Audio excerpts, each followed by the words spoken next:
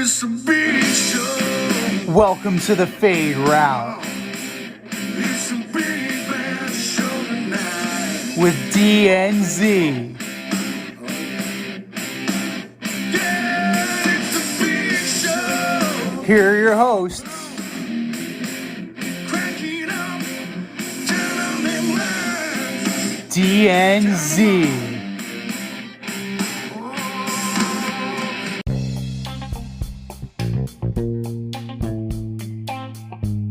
Welcome to this episode of the Fade Route with D and Z. I am D, and we've got a great show for you tonight. Major League playoffs have started. NHL season starts, and there seems to be some confusion over what unnecessary roughness is when you're hitting the quarterback. But we begin today's show with the collapse of the Mets, Z's team. After winning over 100 games and being in the driver's seat for most of the year, the Mets were sent home after losing 2 out of 3 to the San Diego Padres at home. The Braves and the Phillies are still in the playoffs. The Braves have locked up the majority of their team for the next 5 years. The Phillies seem to have a new manager, and all of a sudden they can play baseball because they beat the Braves last night. What do the Mets need to do to be in the hunt next year? Z.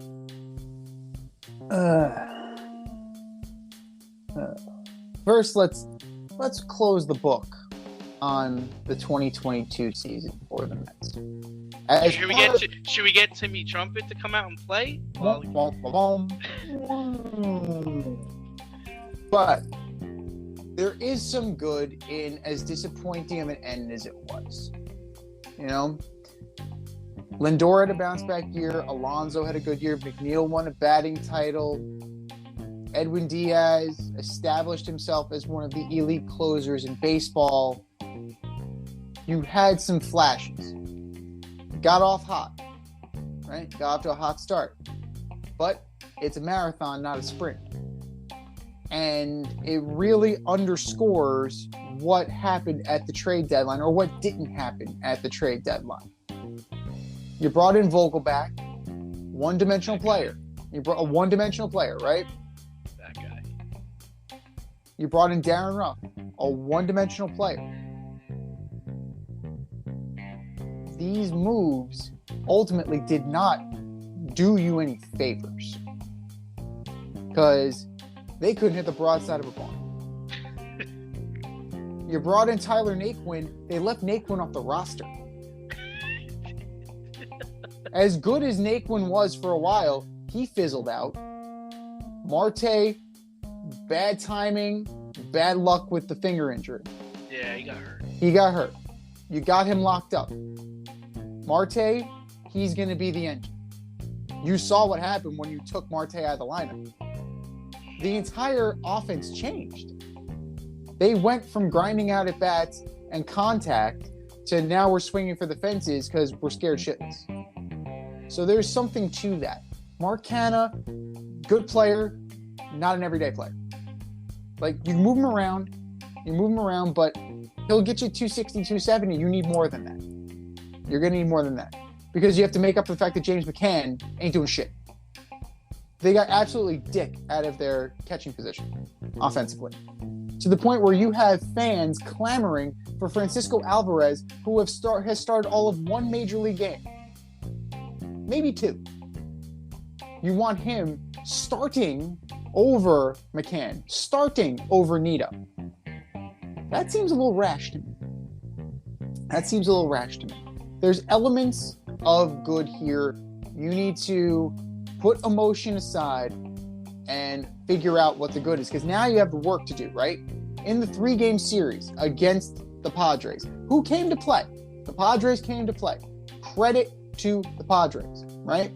7-1, 7-3 victory for the Mets, and then 6-0 one-hit shutout by Greasy Joe in the series clinch. That one hit was by Pete Alonso. This team is going to lose 3/5 of the starting rotation. Maybe 4/5, maybe 80% of the starting rotation. They're free agents.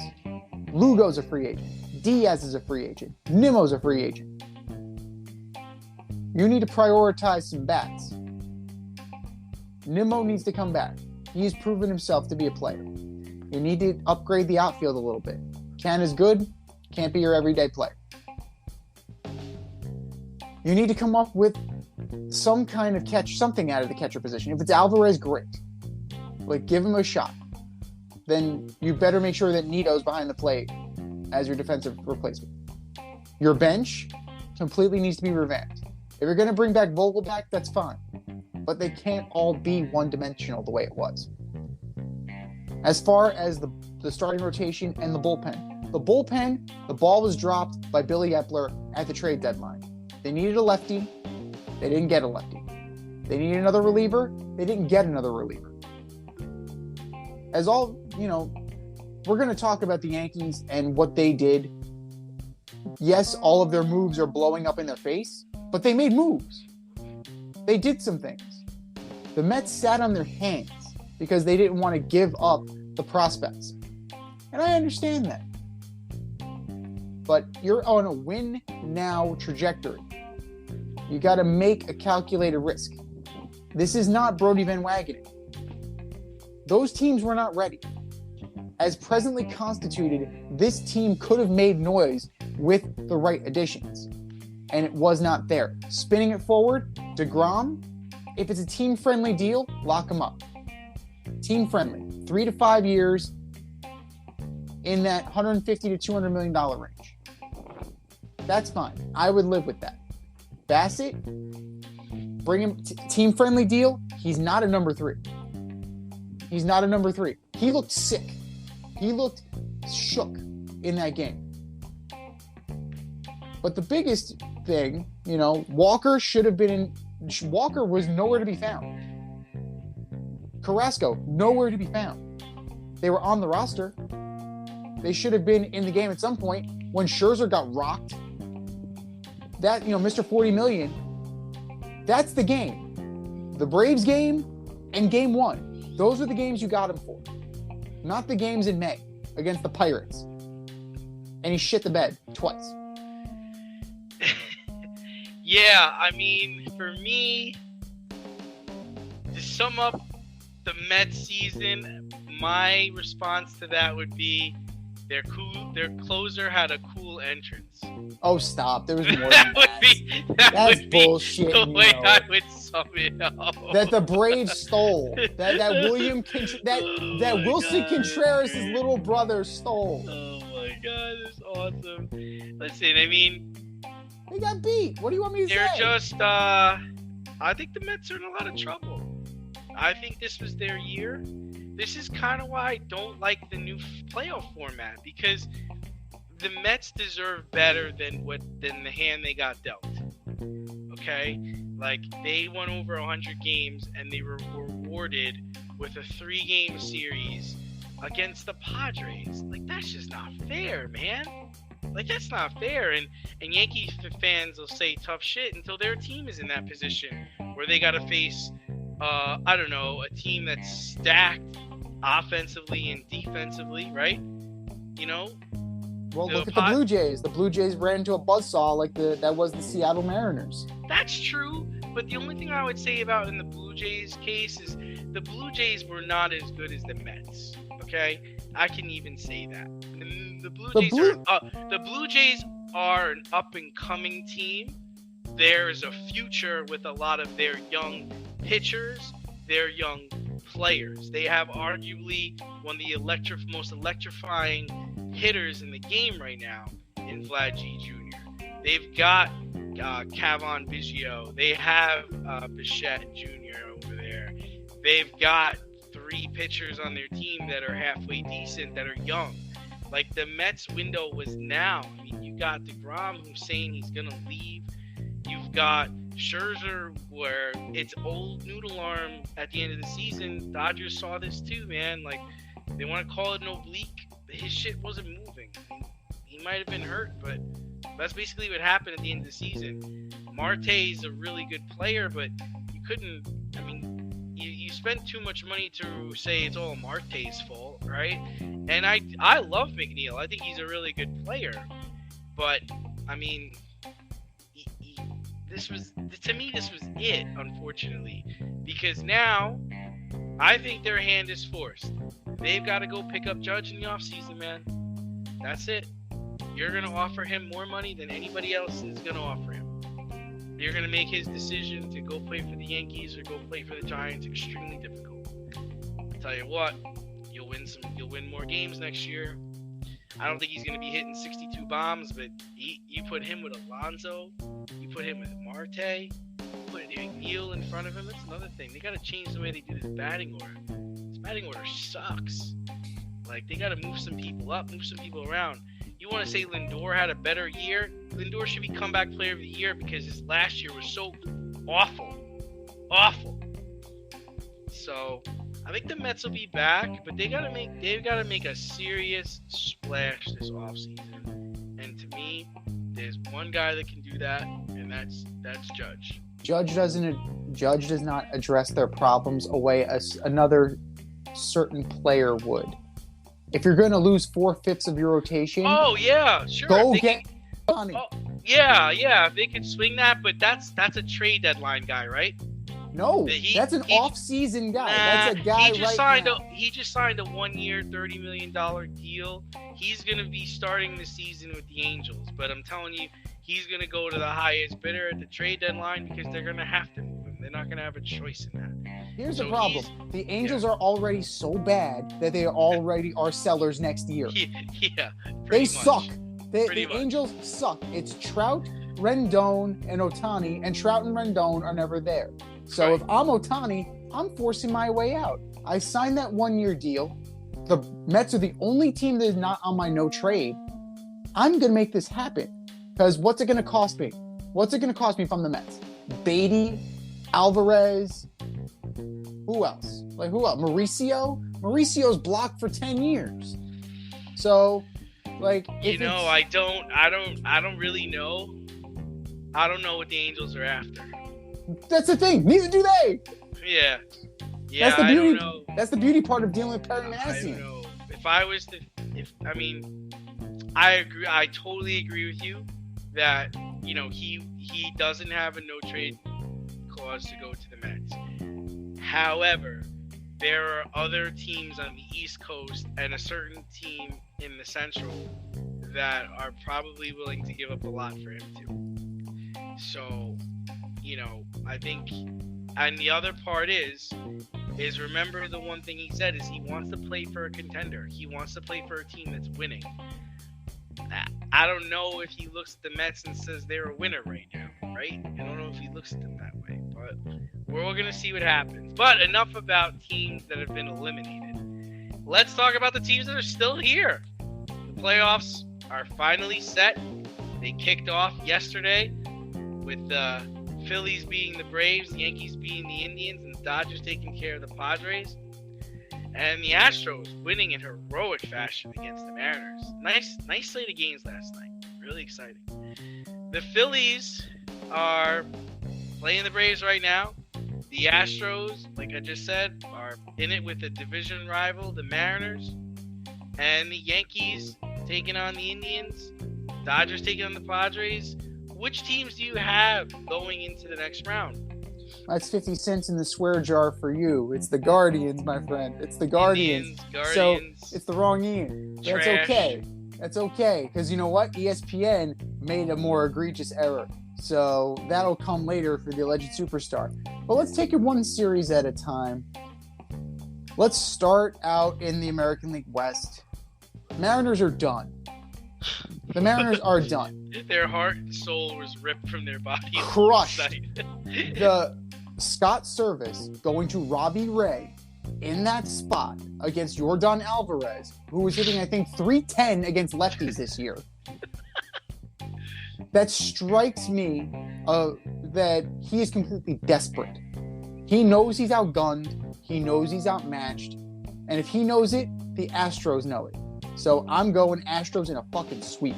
But he should just sort of left his closer in. Like, why bring in Robbie Ray? I know Robbie Ray's won a Cy Young Award, but why not just let this play out? I don't know. Maybe because Paul Sewald throws about 89. He doesn't throw heat. Like, I know Paul Sewald was on the Mets. Like, He does not throw heat. He'll top out at maybe 94. But it made no sense. It smacked of desperation, and Scott Service may have already lost this series for his team.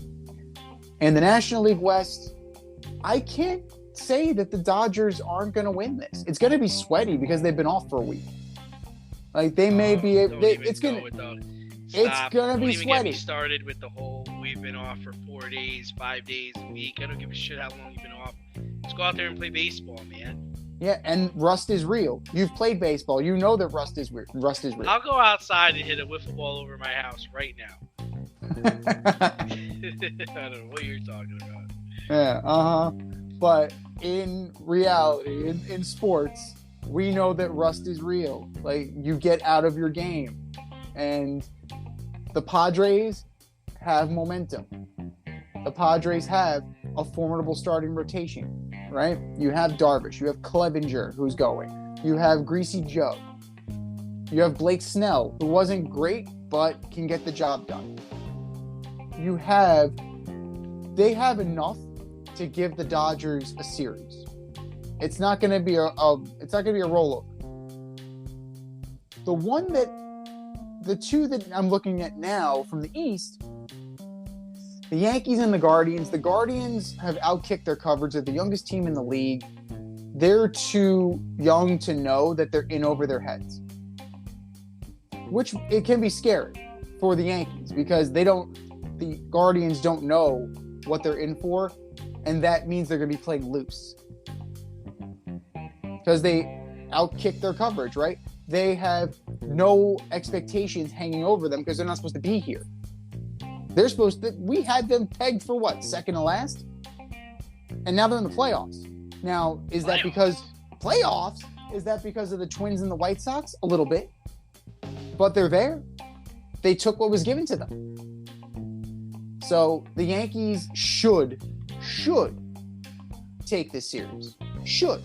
Stranger things have happened, but I think the Yankees should take this in 5. And then Phillies and the Braves.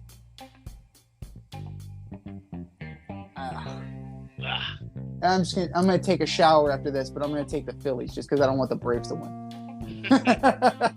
Who you got? Yeah, I'm kind of going chalk, honestly. I mean, I think the Astros are the class of the American League. I've said that since the middle of July.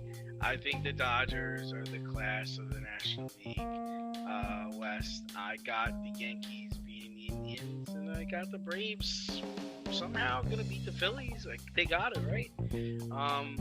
The things I'm looking to see, which already took place, was is Garrett Cole gonna dominate, which he did. He did respectfully, like he was supposed to. So he was a true number one. Can the Astros win late? They showed that last night. You can have a 7-3 lead over them going into late innings, and you're still going to have to play your best baseball to beat them. The Dodgers are playing a familiar foe. They're playing the Padres. They know the Padres in and out. I don't think they're afraid of them. And they have, in my opinion, the real batting champ of the National League, and that's Freddie Freeman, man. He's probably top 5 hitter in the league. Former defending champion. He's going to do his stuff for them. And, I want to see, and for me, it's like, which I'm kind of disappointed on, is the Braves should be sweeping the Phillies. The Phillies should not be beating the Braves. And the head coach should not be coming out and complaining about having days off. You're the defending champions. You're the National League East champions. And that's your first comment after in the press conference. Well, I don't think we needed 5 days off. It's like, come on, man. Come out and just say, listen, I didn't get my guys ready to play, because that's basically what happened yesterday. We weren't ready to play. And we better get ready to play because the Phillies have nothing to lose. They shouldn't even be here. So that's how I see things playing out. Yeah, it remains to be seen how things are going to go. But, with the underdogs here, like, of the underdogs, since you're going chalk, who would be the least surprising for you? Would it be the Padres? The least surprising to me right now would be the Phillies because they won the first game. In terms of winning No, the series, no. you would say the Phillies would be the least surprising to you? Yeah, I mean they're already one up. I mean that would be the least surprising if they went on and won tonight, and then what? We're gonna go to Philadelphia and somehow win 3 in a row. I don't know if that's gonna be possible. You're going against two of my exes. You're going up against Zach Wheeler, and I'm sure Thor will make an appearance at some point. So you're saying least surprising to like. To me, least surprising would be the Padres because it's a division opponent. They match up very well with the Dodgers, and I could see that going the full Monty. I can see that going the full Didn't series. the Dodgers like dominate them the last like I don't know like 8 times they played them or something like that? I mean the Phillies are a divisional opponent for the Braves, right? So Yeah, but the Phillies don't match up. The Phillies don't match up the same way. Like they have to play Nick Castellanos out in the outfield. Like it's a hell of a lot different than the stacked lineup that the Padres are going to put out there with an all-star pitcher, an all-star starter out there, right? I would see the one team that has no shot is probably the Mariners. I don't think the Mariners have any chance to beat the Astros. The Astros are just playing so good this year, man. And it seems like they're really out for blood. Like they're trying to prove to people wrong about the whole World Series that they supposedly stole, right? They're trying to show, hey man, Springer is gone and Correa is gone. We still were the best team in the league this year. Yordan Alvarez is a monster. And they do The it second with coming of pitching. David Ortiz. They do it with pitching too. Verlander, man, he's sleeping on the Astros. Yeah. So that's where I'm at. Do you love brownies? Of course you love brownies. But you know what's better than a brownie? A delicious, handcrafted, gourmet brownie delivered right to your doorstep. That's what our guys at Sweet Life Brownie Co. offer. Chef Tommy D and the crew offer a dozen delicious delights that you will crave, from the classic OB to Dutch apple to campfire s'mores and many more. Check out their website, sweetlifebrownieco.com, for their Friday brownie drops. At noon, their site goes live and you see what they're making. Since you're there, become a site member and earn points. You earn 50 points just by signing up. Make sure you follow them on Instagram and Facebook too, at sweetlifebrownie_co, for the latest updates and their latest releases and creations. That's sweetlifebrownieco.com. Give them a call, 845-641-3043, and tell them D&Z sent you. That's sweetlifebrownieco.com, 845-641-3043.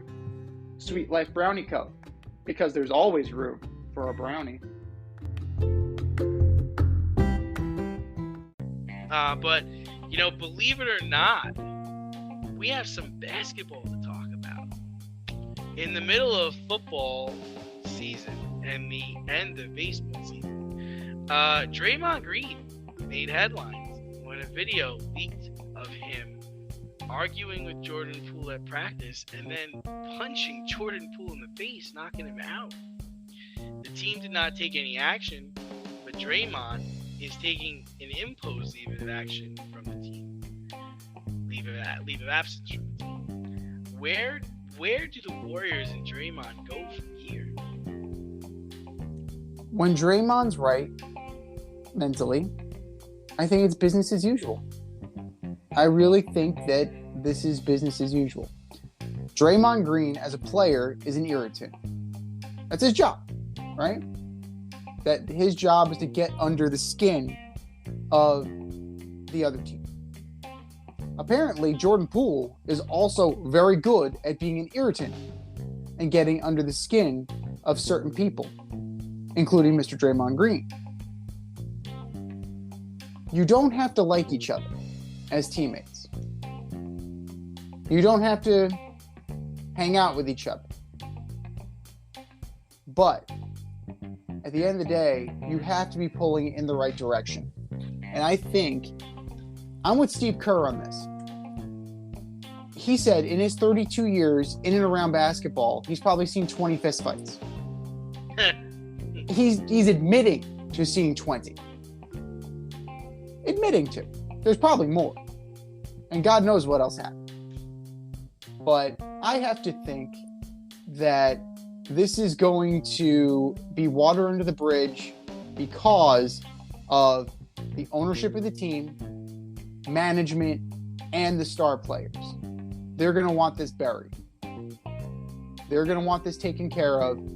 And Draymond Green is a pragmatist at the end of the day. And he knows that this is his best shot at winning. Right? This team is his best shot of winning. Where else is he going to go? Where else is he going to go at this point in the season if they cut him? My thing is this, is that, you know, they're going to be okay. They just need to figure out how to push forward. And these guys are pros. They'll be able to, and I don't see this having a major impact at all once Draymond gets back from his absence. Well, man, the optics of it were awful, right? I mean, video makes everything worse. I think it's a tough line to walk where, you know, you talk about the Udoka situation, right? Mm-hmm. And then you talk about, you know, with the Phoenix Suns workplace culture, how, you know, Sarver's, the way he spoke to people and the way he talked and the way he acted was just unacceptable. And then you have, you know, teammates, essentially a coworker, punching another coworker in the face so hard that he crumbles to the ground. So I think the NBA and the Golden State Warriors need to figure out what line are we walking here. Like, where is the players' union? Fights? Well, fights and arguments, okay. This was a situation where somebody got knocked out. You know, this wasn't like a swing and a miss, man. This was somebody got knocked out. So I know in my place of business, if somebody knocks me out, man, there's going to be lawsuits. There's going to be a lot of things hitting the fan in my job. So I don't know if you could just gloss this over. You know, this is a new era. This is a new time and day. This is a new age. I don't think fist fights in the 70s and 80s and the 90s, yeah, that might have been typical for Kerr. But man, this is 2022. I don't know if that's okay. I don't know if that's okay. The only defending thing I'll say for Draymond is he didn't touch Poole first. Poole pushed him. He put his two hands on him. So once you do that to another individual, man, all bets are off. Like, so I defend Draymond to that extent where he might have been chatty and may have said something to get under Poole's skin, but he didn't put his hands on him first. And he also didn't sucker punch him. Like, he came at him to his face. I also thought it was kind of soft that the Golden State Warriors didn't suspend Draymond. That he walked away himself and that he took a leave of absence on himself. And for such a forward-thinking franchise to not suspend him, I know people want to say, well, he didn't suspend him because they didn't want him to miss ring night. You know, he earned his ring. I was like, that is not an excuse for not suspending somebody. That he gets to attend ring night. Yeah, no, it doesn't work like that. Like, my mother went through 4 years of high school, but at a party, she punched a girl in the face, and she wasn't able to go to her prom. Sorry, know you worked 4 years for this, but you don't get to take part in that because you punched somebody in the face. That's a true story. So, and as far as, you know, you saying there aren't any suitors for Draymond, I think there's a lot, especially with his, you know, when he's in terms of his contract. I'm sure the Bulls would take him. I'm sure the Heat would take him. I'm sure the Lakers would take him. I'm sure the Brooklyn Nets would take him. They may take him, but none of those teams are in the position to win the way the Golden State Warriors are. No, Even no, the Heat, yeah. the Heat, they're just not on the same level. And they may take Draymond Green, but Draymond Green is not going to have the impact that he would in Golden State.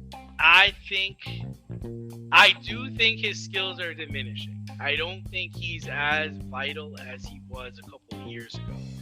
But I do believe if he joins the Nets team, if he joins a Philly team, if he joined that Philly team, I think they would be pretty good. I think they would be pretty good. But, I'm curious to see where this goes. I myself have been a part of professional teams where there were fights. I remember with the Jets, Vilma got punched in the face. I remember with who's the other team I was with, the Yankees.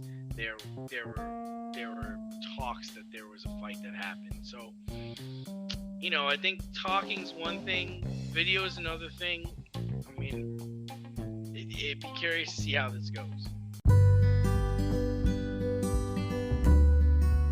Avoid messy accidents. Get better stopping power with your brake pads. Callahan brake pads. You never know when you'll be driving in the road and there will be a truck tire that you need to avoid and save your family. Callahan Auto. We really care about what's under your hood. But we know how this went. Matt Rhule is now taking a permanent leave of absence from the Panthers as of Monday.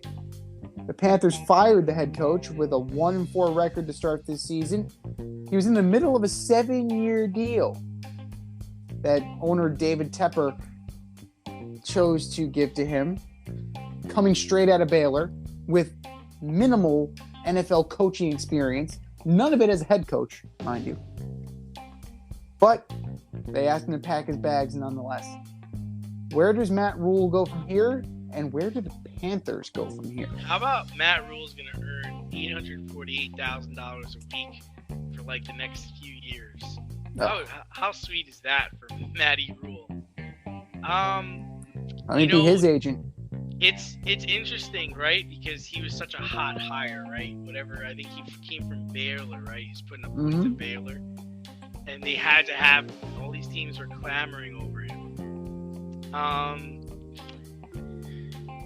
I think he got not that he got a raw deal. I liked how he came out, and I think it was his first or his second year, and he drafted all defensive players. I like that kind of mindset.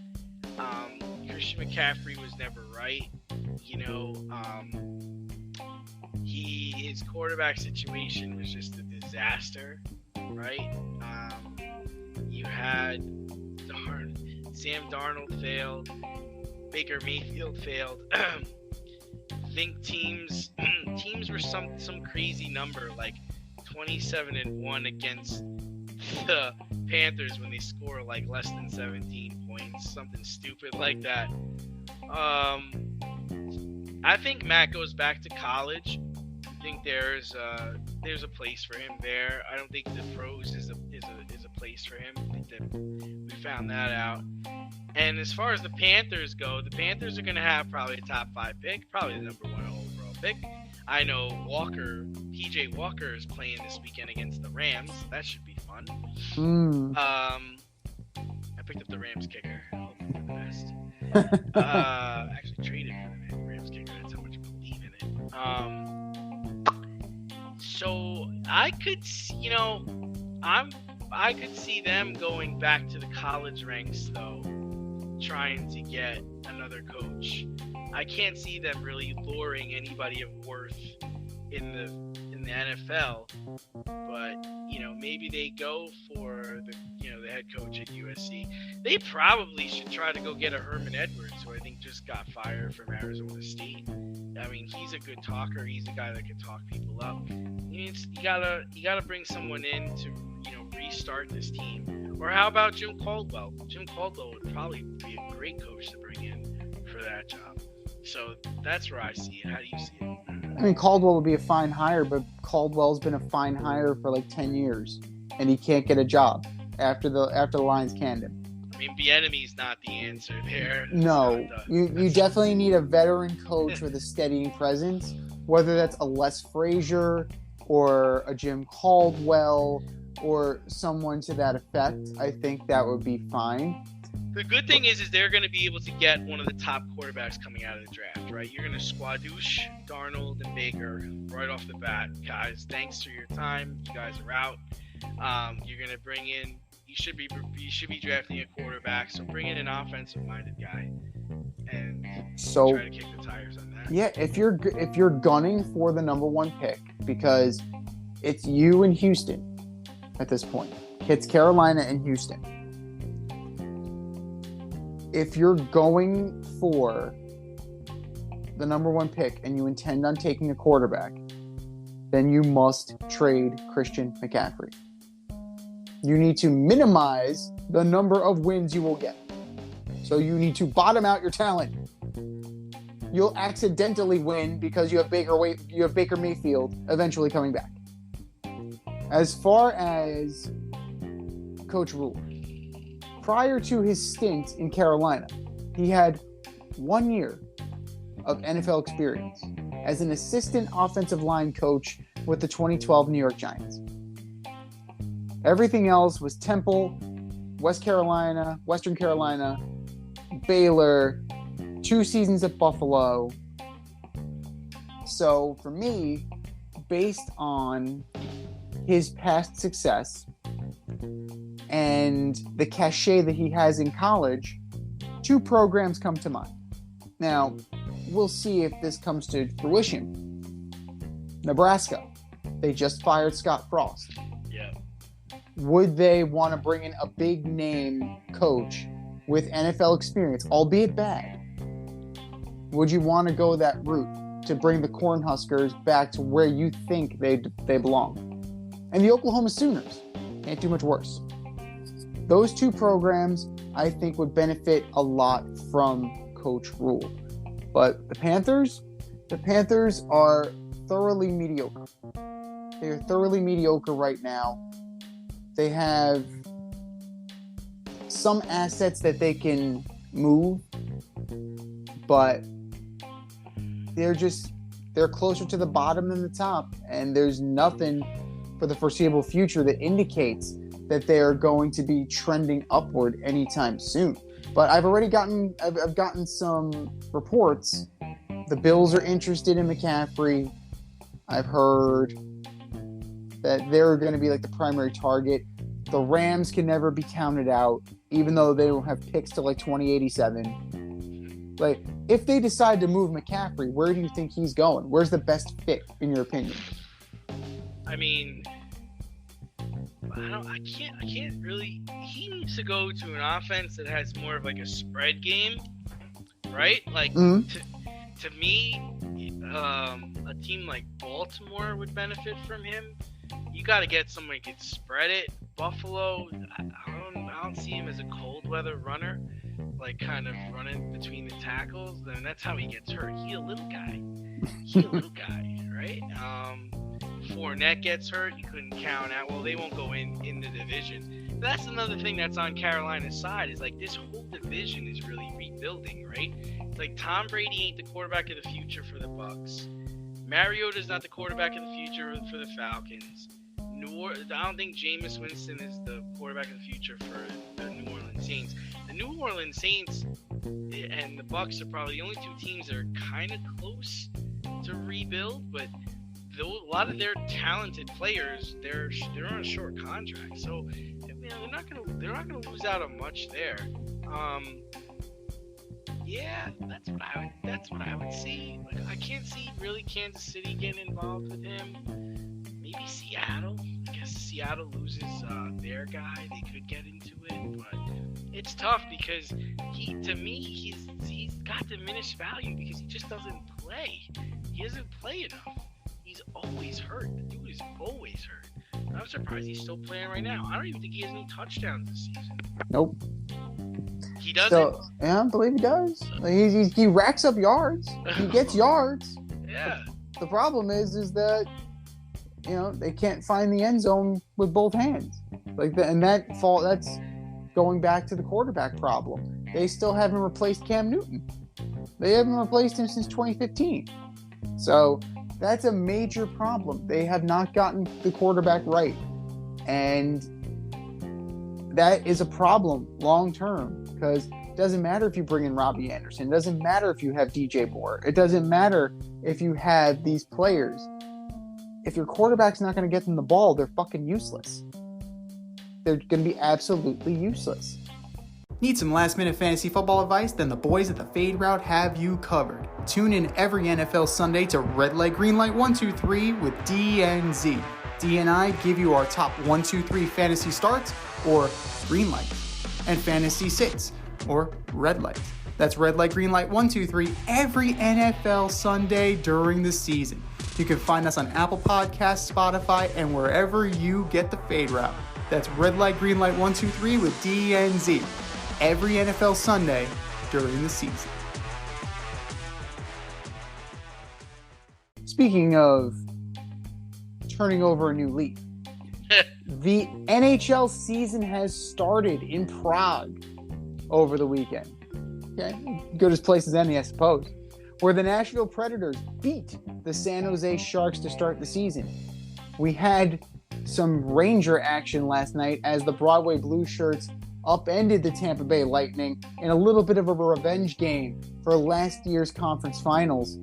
Aside from hockey being back, what are some things that you're looking for this hockey season? Man, I'm excited for hockey this year. You know, I really want to see. I want to see how the Oilers respond. I really believe that this is their year. I expect McDavid and company to take a giant step forward, and for this to be their year. I want to see McDavid win the Hart Trophy. I want to see him dominate like Ovi, Crosby, or Gretzky did over the last few years. That's what I really want to see with the Oilers. I want to see the Predators compete. I love the Predators. They're probably my second team that I root for. I want to see them compete, get back in the mix. The Penguins opted to keep Malkin, Crosby, and Letang together. So I want to see if they've got another run in them. I don't think so, but I want to see it. And the Lightning, can they go for 4? Can they get to 4 Stanley Cups in a row? You know, I really think they just ran out of gas last year against the Avalanche. And the Avalanche's rings are sick. And their ring box is awesome this year. That's insane. Last year, too, that ring is so awesome. So highly doubtful seeing the Lightning get back, but I'm excited for hockey. I'm excited to see Matthews of the Maple Leafs, and it's a great time of the year in sports. I mean, you've got hockey, you've got baseball playoffs, football, and you got basketball on the horizon. It is a good time. You have the confluence of all 4 major sports. You don't get that except in this time of the year, right? You never get that until October and into November. But Edmonton, it's shit or get off the pot time for them. Like McDavid, Draisaitl, you have the firepower. You supposedly just needed a goalie. You have your goalie. Goalie! You finally have your goalie. Let's see what you got. This is it. No more excuses for them. The Avalanche, can they run it back with a new goalie? They lost Darcy Kemper. They traded for Alex Georgiev from the Rangers. So is Georgiev a starter in this league? We're going to find out, because he went from backing up the best to now being the man. And he's now on the championship team. And he's watching guys get rings. Is he going to be able to get to the next level? Or is he going to hold that team back? We'll see. I'm also looking specifically, you mentioned Pittsburgh already. I'm looking at the Blackhawks too. Oh, but they're going to be awful. But here's why I'm looking at them. In the same vein that I'm looking at the Penguins. If they are bad, if they are as atrociously bad as people think they're going to be, where does Jonathan Taves go? Where does Patrick Kane go? Do the Penguins have the balls to blow it up and trade a guy like Malkin, trade a guy like Letang, trade a guy like Crosby to a contender and accelerate a rebuilding process. Because something about Pittsburgh, right? The Steelers, same thing. They died on the vine. The Penguins need to avoid doing that because they almost lost the franchise once. They need to be able to stay relevant. And if that means if those are the eggs you got to break to make an omelet, then you got to do it.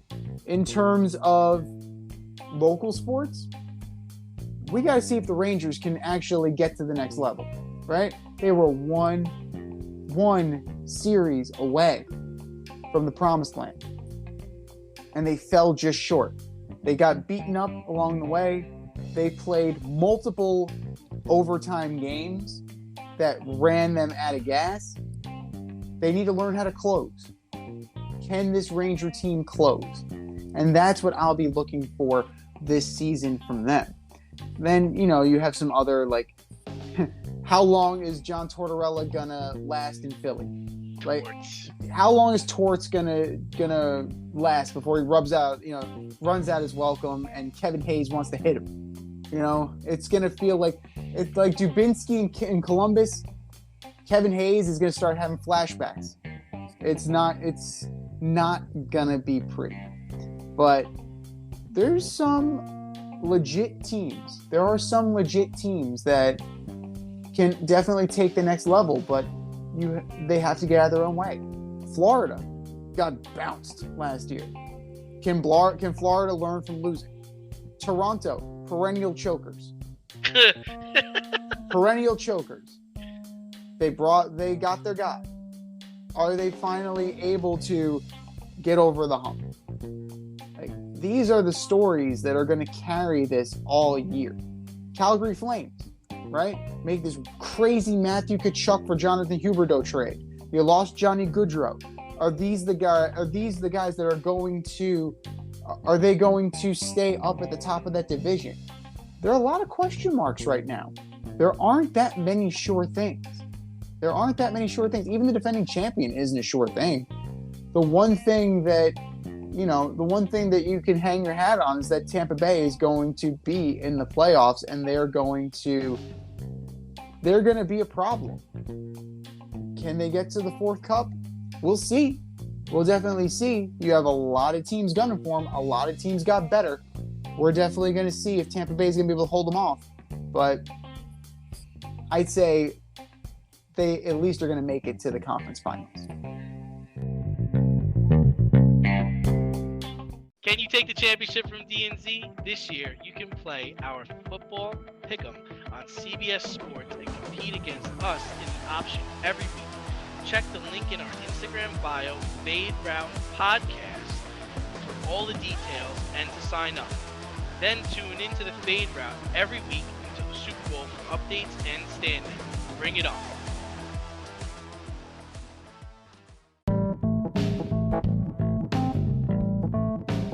Fair or foul, judging the more messed up moments of the week.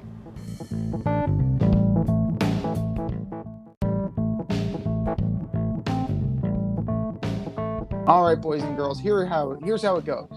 We have a statement, and it's either fair or foul. Easy enough. Fair or foul. Chris Jones and Grady Jarrett getting called for personal fouls on Derek Carr and Tom Brady, respectively, over the weekend. All right, I am going to play devil's advocate here. For the Grady Jarrett sack, I do believe it was a personal foul because there was extra shove at the end of the tackle on Tom. And then for the Chris Jones tackle on Derek Carr, I agreed in live time that Chris Jones did drop his entire body weight on Derek Carr. Those are personal fouls. The only thing I will say about the Chris Jones one was that there was a fumble involved. He knocked the ball out and then fell on him. So that I thought that should not have been a personal foul. But in live time, I think it was hard for the ref to see that actually happen. And then for the Tom Brady thing, I mean, yeah, it's a little like whatever, but the stuff just happened with Tua. It was a similar takedown, and then you kind of gave the shove at the end of it. And I love Grady Jarrett. I thought if the Falcons would have won the Super Bowl, he really should have been the MVP the year against Brady. He was just up in Tom's face the whole game. But that's the card I'm going to say. So I'm going to say both penalties were fair. I don't know. Like, I don't know. No. You tried. Like, you tried. And I appreciate you trying to be devil's advocate on this, but it's foul. The hits were not as egregious as they looked in real time. It's a problem. The league has a major problem right now because they cannot appear as if they are just going to baby the quarterback while you have guys like Micah Parsons having to run through blocks where they're essentially getting horse-collared, getting choked, getting run up. There's a clear double standard. And is it unnecessary that Jarrett threw him to the ground? Possibly, like in the course of a football play. But the whole point of getting to the quarterback is taking him down. Like, that is the whole point. Like, that ends the play.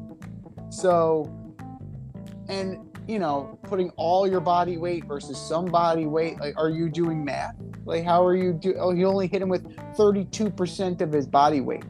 So, it's okay. So, the NFL officiating has reached parity level to the point where they had Kevin Hart. They laid Kevin Hart down and they swaddled him in a blanket, and then they threw a flag afterwards for a personal foul.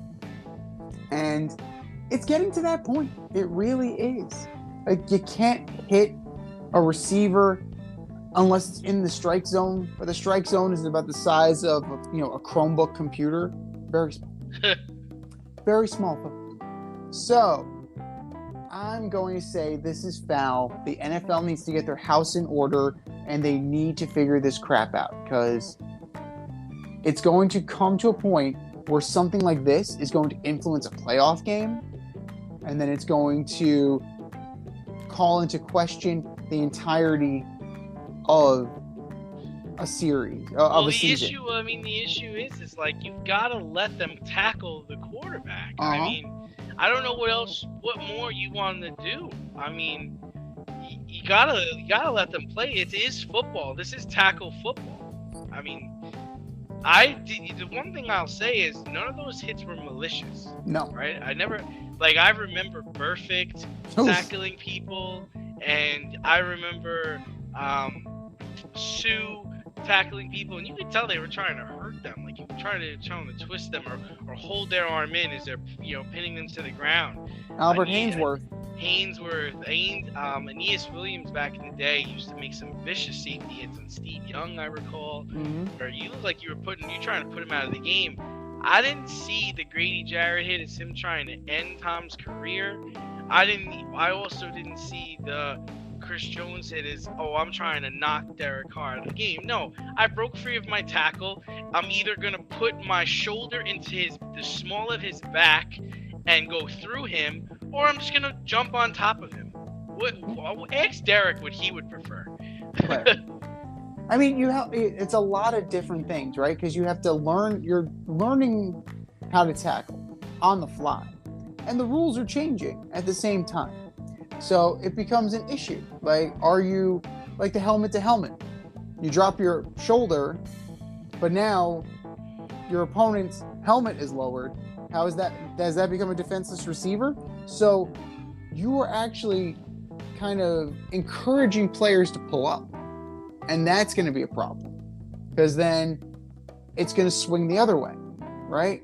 Guys aren't going to be making tackles. They're going to be running free And what? It's absolutely ridiculous. They're trying to legislate football, defensive football, out of the game. And they've been doing it for years. Just say it at this point. Just put flags on them. Put flags on them if you don't want contact. If you don't want your precious golden boys to get hurt, put some flags on them. That's all I'm going to say about that. Fair or foul number 2. Buck Showalter asked the umps to check Greasy Joe Musgrave's ear. Greasy Joe Musgrove's ears. Excuse me, not Musgrave.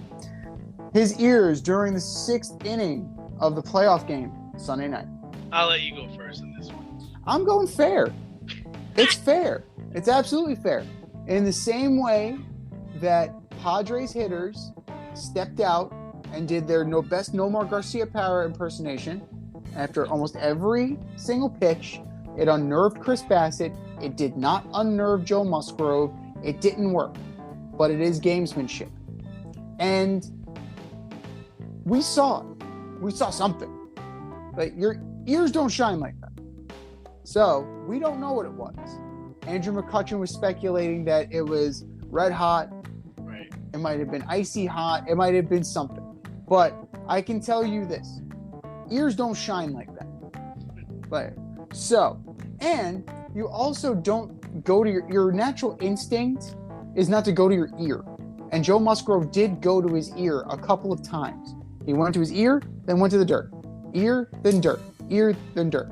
And for those of you that are saying like, oh, well, slippery substance can't help with your spin rate, once you put some dirt on it, it becomes a friction. And that'll allow for some spin rate. His spin rates were up through the roof, right? For this time of year, you can argue adrenaline. You can argue, being pumped up, having the extra day of rest, whatever. But they were almost a full. His miles per hour was a mile and an hour and a half more, and his spin rate was like 1.5 times. So something was going on. But it's totally fair for Buck Showalter. His job is to make sure the Mets win, right? His job is to try and get the Mets to win. They did not hit, but if he saw something and he called him out, he's well within his rights to do so. Yeah, I'm gonna say it's foul. I mean, his team was just so terrible in that last game. They couldn't hit for nothing. So then they go and allege that this guy has got goop or dope or whatever on his ears, and really it's really just like, I think what McCutcheon was saying it was like red hot. We're just trying to keep him like fired up and focused and in the moment and paying attention to something other than 40,000 people in the stands booing him. I thought it was foul. I liked what the Padres were doing against Bassett. He's a rhythm pitcher. They were trying to take him out of his rhythm. But, saying a guy has got something on him when he really doesn't got something on him, it looks kind of petty. And it looks kind of awful, especially when you're the team that won all these games and really this was supposed to be your year. You've stooped to the level of, they must be cheating. We can't hit the ball. This guy's got to have something. But check him. He's got to have something. That's what it came. That's what it felt like to me. Here's the thing. If they did throw him out, right? If they did find something, wouldn't have been an issue. What the fuck are you waiting for? It was the 6th inning of the game. You waited till the 6th fucking inning. You're being one hit. Musgrove had the longest perfect game attempt in Padres history. And you waited until then. Like I said in the production meeting, it took me back to 2006 when Kenny Rogers was pitching for the Tigers against the St. Louis Cardinals. There was the clump of dirt on Kenny Rogers' wrist and forearm, right? And the palm of his hand. Like, he had brown shit all over his hand. That was not a clump. Like, for those of you that know what a clump is, it doesn't look like a streak. Then magically, it was gone. He washed his hands and it was gone. And his slider wasn't breaking like it was. So that is within the realm of gamesmanship. And that's within the realm. And Tony La Russa was totally in the right for calling him on it. So I don't see it any differently, except one was in the World Series game 1, and the other was in a closeout game. If you had something on him, we wouldn't be having this conversation right now. The conversation would be, how dumb are you that you were trying to doctor the ball in a fucking closeout game? So it was gamesmanship. It just didn't work. Speaking of didn't work, fair or foul number 3. The NFL should flex the Colts and Broncos to the XFL. Gosh, how awful was that Thursday night game? I actually went to a bar to watch that game, and we wound up leaving the bar in the third quarter because I just couldn't watch it anymore. The ineptness of Matt Ryan and Russell Wilson. If I was Matt Ryan, I would have packed my bag up at halftime. Like, man, this was just a bad decision. I shouldn't have come back. Guys, I'm sorry. I'm actually gonna leave. I'm actually gonna walk home from here. From Denver, I'm gonna walk home. You're Vontae Davis. I called Peyton Manning, and he's gonna come pick me up. This was just a terrible decision. Yeah, it was really awful. It was terrible to watch. As far as the Colts are concerned, it's clear Matt Ryan's donezo. And if Jonathan Taylor doesn't come back healthy, their season's over. As far as the Broncos are concerned, the Broncos have a great defense. I actually put their issues on the coach. I think he's out of his element. I don't think he was ready to be a head coach. I think they went and got him hoping to lure Aaron Rodgers to Denver. And let me tell you, if they had Aaron Rodgers in Denver, man, they'd be lighting it up. But this coach, nah, this isn't working. I think it's fair. Both of these teams are absolutely awful. You're looking at the 31st and 32nd teams in points scored. Right? The Colts average 13.8 points per game, and the Broncos average 15. Shit. Absolute shit. The Broncos have decent rush numbers compared to the Colts. It's 112.6 to 91.4 in favor of the Broncos. But when you take into account now that they've lost Javonte Williams, and you now have to rely on Melvin Gordon and Latavius Murray and Mike Boone, I'm going to throw Mike Boone out there. Boone. The one Boone you might be able to trust. But yeah, neither one of these look great. The one saving grace is Denver's defense. They're going to keep you in the game. Brandon McManus is a solid kicker, right? That kick would have been good. Otherwise, it just shanked. If it would have been that 65-yard field goal, the longest of his damn career, it would have been good if it didn't get shanked. So it's hard to say that this is professional football. It's just dog awful. It is god awful. And, say what you will about Nathaniel Hackett being out of his element, but Russell Wilson he looks like the same Russell Wilson. It looks the same. It's like they imported Seattle to Denver. A shit offensive line. He's running for his life. He's missing easy throws. He missed a guy wide open in the end zone. Didn't even see him. Now he's playing with a lat strain. Originally reported as a lat tear, but apparently it's only a lat strain. He's going to play through it because he doesn't want to miss time. But you have to admit the Seahawks won that trade already. Yeah.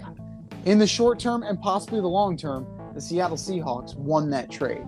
As far as the Matt Ryan trade, I told you he was done. We knew he was done. I really didn't think so. I thought he was going to excel there. I thought he'd ball control, run the football, and I thought he was going to be all right. Not the case at all. No, not the case at all. And Jonathan Taylor's regressed too. So that becomes a problem. But Indianapolis is becoming a place where quarterbacks go to die. And it's very interesting because you had Rivers, you had Wentz, and now you had Ryan. For an offensive genius, supposedly, in Frank Reich, this is what's happening. They have 6 starting quarterbacks in 6 consecutive seasons, and all of them, with the exception of Andrew Luck, have been terrible. And Andrew Luck had the good sense to get the hell out of Dodge. So, I don't know. It doesn't look good for the foreseeable future. Nathaniel Hackett, he may be a one and done as a head coach. Frank Reich, he'll find his quarterback eventually. He's not there yet. Yeah, XFL's fine. You can send him the AF. You can send him to college. Wherever you want to send, that's fine. I'm good with all of them. Send them. They can go. Relegate them. That's the one thing soccer has over the NFL. That's what soccer has over football, and I'm here for it. Relegation, Holmes. Relegation.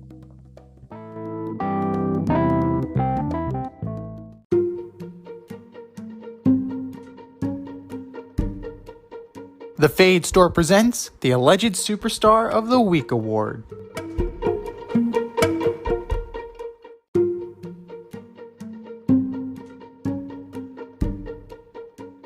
All right, boys and girls, you know what time it is. It's time for the Alleged Superstar of the Week. You know how it goes. We put up a poll on our Twitter account at FadeRouteDNZ, and you vote, and you vote, and you vote, and you vote. And the winner of said vote gets a shout-out on this here show and takes home the coveted ass trophy. And do you know who took home the coveted ass trophy last week, D? I don't. It was the Miami Dolphins, and rightfully so. They narrowly beat out the New York Mets starting pitching. So, New York Mets, you know what you need to do. Almost get somebody killed. Almost get somebody killed, and then make them watch MacGruber. Then you can get the coveted ass trophy. But that was last week. This is this week. Who you got? D. All right, first up for my alleged superstar of the week is Atlanta Braves head coach Brian Snicker. After the game one embarrassing loss to the Phillies, he said, "I don't think we needed 5 days off." This is not something the manager of the defending champions and NL East champions should say. I found his comments pathetic. Game one, and you're starting to make excuses already. How about, "I didn't prepare my team to play tonight. That's why we lost." That would have been much more acceptable. Brian Snicker, you are my alleged superstar of the week. Number 2, Davante Adams pushing a member of the media after the game. That's assault, brother. This was not done on a football field, and this was not done to a football player. Keep your hands to yourself. You blew a 17-0 lead, and on the last play of the game, you crashed into your own player, and you decided to take out your frustration on a member of the media. You better not get suspended because you're on my fantasy team. But Davante Adams, you are my alleged superstar of the week. And number 3, Baker Mayfield, former number 1 overall pick, traded to Carolina, where you were going to make Cleveland regret trading you. You were going to stop. You were going to put everybody's comments to rest, everybody that was against you. Panthers are 1-4. They fired their head coach, and you're out the next 2 to 6 weeks with a high ankle sprain, and you have 4 touchdowns and 4 interceptions on the season. Baker Mayfield, you are my alleged superstar of the week. Z, what do you got? All great choices. I'm going to start with NFL officiating for 2 egregiously bad calls. One in the Chiefs game, one in the Bucs game that ultimately decided the game and called into question what a hit is. Like, what is a solid hit? What do we have to do? We're back to the days where you didn't know where the catch was, remember? Right. We went from, I don't know what a catch is, to now I don't know what a hit is. Like, we are setting football back so much, so far, and it's all your guys' fault. NFL officials, you are my alleged superstar of the week. Draymond Green, for not only clocking Jordan Poole, but also taking your extended leave of absence in lieu of a team punishment. Right? Dude, take it like a man. Take your punishment like a man. Assess your time away from the game in the offseason. You knocked out your teammate. Take the punishment and move on. Draymond Green, I don't care about your ring. You got enough of them. You don't need to be there for ring night. Draymond Green, you are my alleged superstar of the week. And Max Scherzer, Mr. $40 million. That's what the money's for. You shit the bet against the Braves. You shit the bet against the Padres. You gave up 4 home runs in 4 innings. You're telling me that Taijuan Walker couldn't have done better? You're telling me that Carlos Carrasco couldn't have done better? You're telling me that David Peterson could not have done better because he came out of the bullpen and he was actually pretty good. Yeah. Max Scherzer, this is why you got the money. And if I'm you, I would seriously think about my health and if I'm actually healthy enough to fulfill my length of this contract. Because that's 2 years in a row that your body has failed you in the biggest moments of the year. Just food for thought. Max Scherzer, you are my alleged superstar of the week, but those are ours. What are yours? Hit us up, faderoutemail@gmail.com. Slide in those DMs on IG at Fade Route Podcast or drop us a line on Twitter at Fade Route DNZ for our nominees.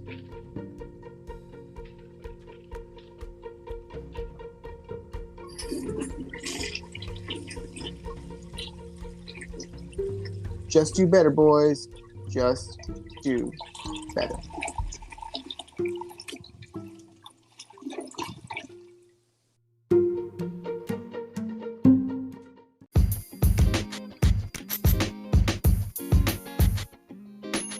Your favorite podcast has its own merch line now. Go to the Fade store with DNZ.com today for all your Fade Route merch needs. I'm talking tank tops, t-shirts, sweatshirts, like yoga pants, we got those too. Like some cool accessories, we got those too. And we're not done yet. We have so much more planned for you, but check out what we have today at the Fade store with DNZ.com. That's the Fade store with DNZ.com.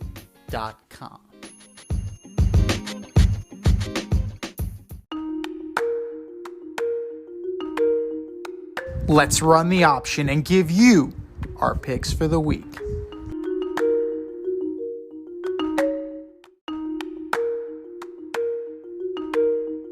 It is the option for week 6. Can you believe it's week 6 already? We're a third of the way through the NFL season, and that means we're a third of our way through our NFL Pick'em on CBS Sports. Congratulations to Foxy.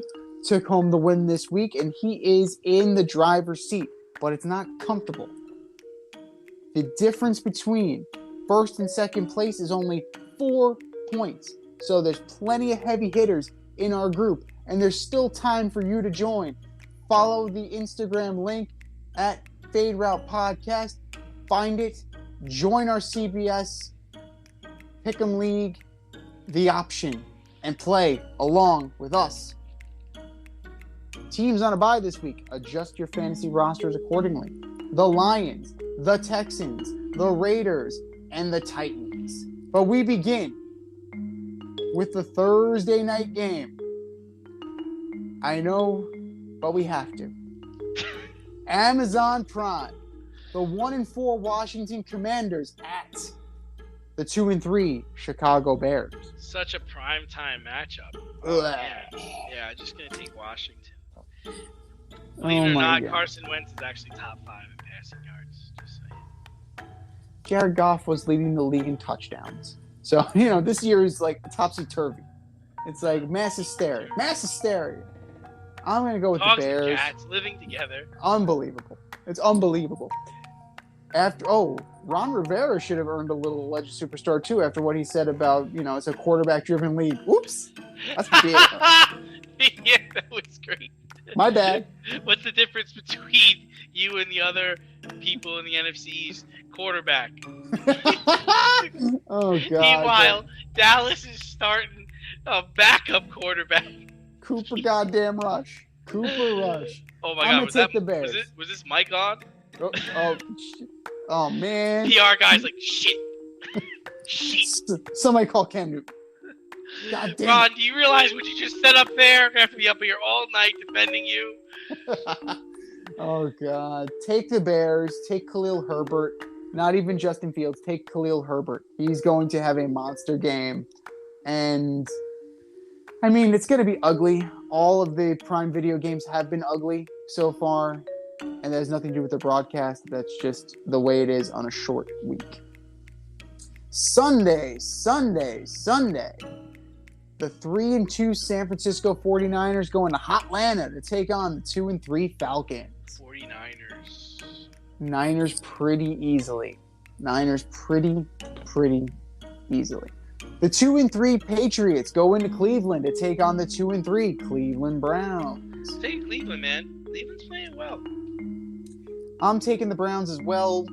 Hunt and Chubb will have their way. Even though New England's defense is terrorizing people, they're giving teams a very hard time. They are, but Jacoby Brissett's not going to have to do much if he just turns and hands the ball off. I'm interested to see what Bailey Zappi will be the second week. We'll definitely find out. The 3-2 New York Jets go into Lambeau to take on the 3-2 Green Bay Packers. Yeah, I'm taking Green Bay this week. I'm taking the Jets. I don't like what I saw from Green Bay. They now had to fly back from London. You had a rift between Aaron Rodgers and Jari Alexander. There's definitely something brewing in the Packers locker room. And it's the battle of the LaFleurs. And Matt LaFleur's little brother has been waiting his entire life to take it to his big brother. As a little brother, I know you always want to beat your big brother. And he's going to want to take it, and he's going to make it happen this week. The 2-3 Jacksonville Jaguars take on the 2-1 Indianapolis Colts. I like Jacksonville. I like Jacksonville on this. The Colts are circling the drain. Matt Ryan is done. What more can you say?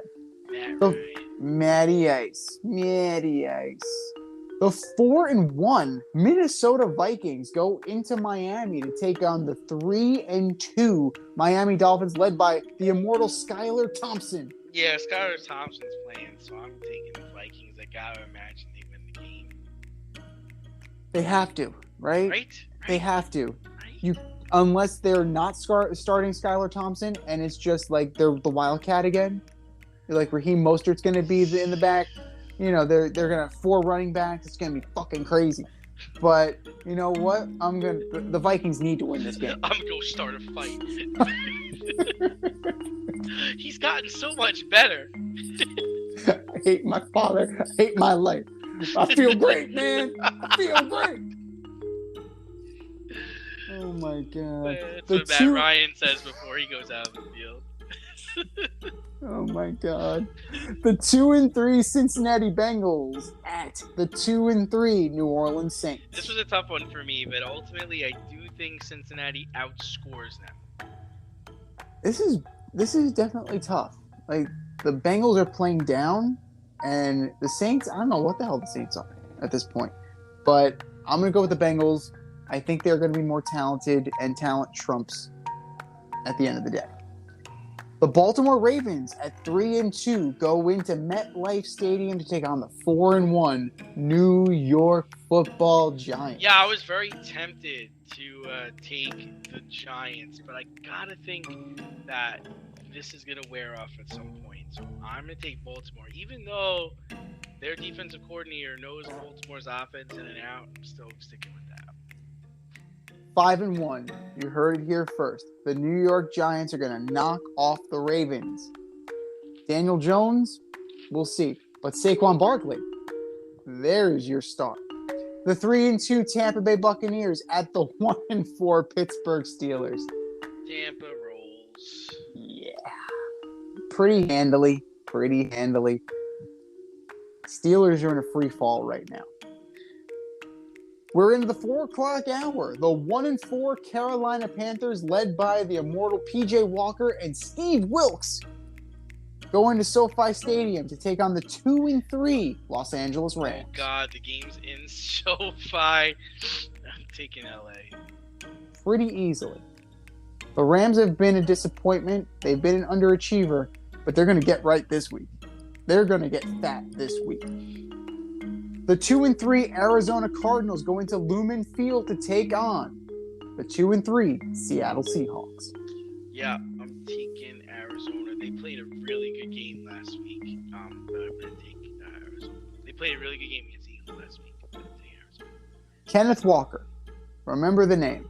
Kenneth Walker. Go Hawks. They're going to take this one. The 4-1 Bills go into Arrowhead to take on the 4-1 Chiefs. The game of the week right here. Yeah, I'm going to take Buffalo.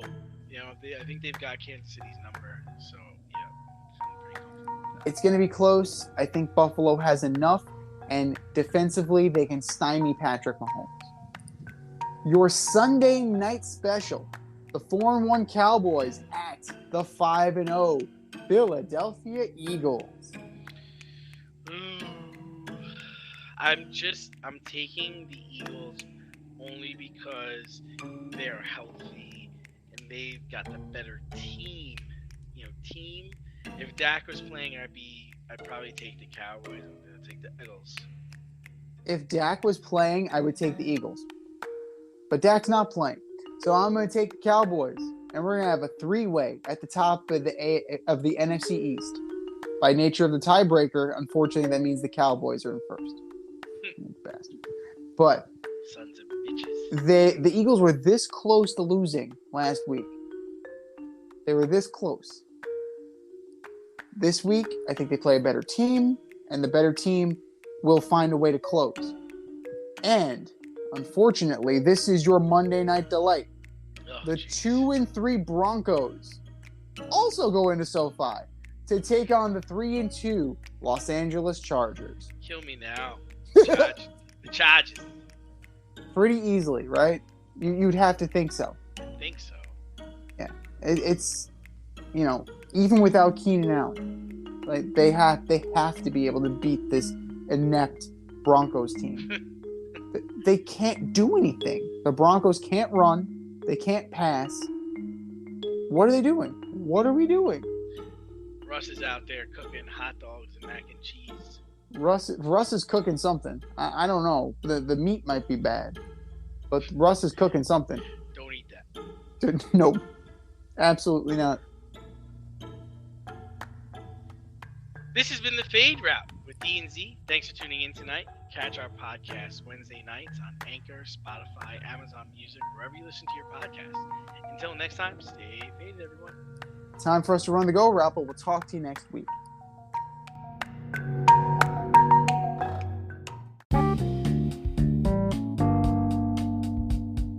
If you want to get on the action, we want to hear from you. Hit us up, faderoutemail@gmail.com. Slide in our DMs on IG @FadeRoutePodcast.